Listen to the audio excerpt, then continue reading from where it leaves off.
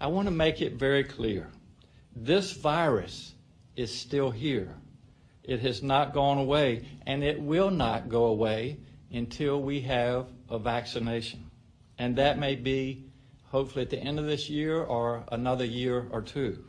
So all of our efforts have slowed its spread, but they have not cured the disease. We must figure out a path forward, but we must always be aware that this virus is still with us. Even when we ease some restrictions, we must continue to behave more cautiously than before. We must not relax our vigilance or think that the risk has passed, especially for our most vulnerable populations, the elderly and those with underlying medical conditions. To be clear, we are not entering phase 1 today, nor this week. Based on the data, I expect that we may be able to enter it as soon as next week. Today, I'm going to outline what our phased approach of easing restrictions will look like and when that will happen. We anticipate 3 phases. You'll still be safer at home. Large gatherings are still a bad idea. It means continued social distancing, teleworking, and face coverings.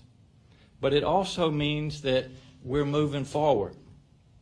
Phase 1 includes guidelines for all businesses to enhance physical distancing, do more cleaning and disinfecting, and promote workplace safety. So let's look at each of these. To promote physical distancing, companies should establish policies to keep co-workers and customers physically separated, with clear signs to communicate the rules. It means limited gatherings, like conferences and trade shows, and keeping those as short as possible when they do need to happen. And it may mean wearing face coverings at work. More cleaning and disinfecting means practicing routine cleaning and disinfection of hard surfaces. To protect our workers, it means setting schedules that allow for short breaks so workers can wash their hands frequently, and making sure there's a safe place for them to do so. And workplace safety is critical. Measures like these are important for all businesses. In addition, we will be publishing additional guidelines for specific industries, including restaurants, retail, fitness, personal care, and grooming, as well as entertainment. But here's the bottom line. You'll be able to get your hair cut, but you'll need an appointment, and you'll see new safety measures in the salon. It means you can go out to eat again, but restaurants will use less of their seating so to spread people out more. Employees will wear face coverings, and they'll do more cleaning. Phase 1 means more retail establishments can be open, but they'll have to operate at lower capacity. You can go to the gym, but with fewer people and more requirements for cleaning. Farmers markets will have more flexibility with foot traffic and prepared foods.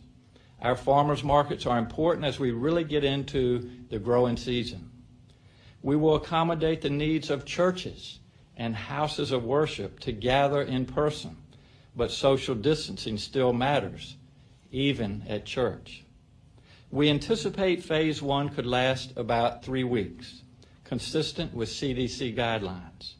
Phase 2 and 3 would also last about 3 weeks each, as long as our health data continues to support it. In phase 2, we'll continue to ease restrictions if we see our numbers trend downward. Continued downward trend of our positive test. Continued downward trend of our hospitalizations.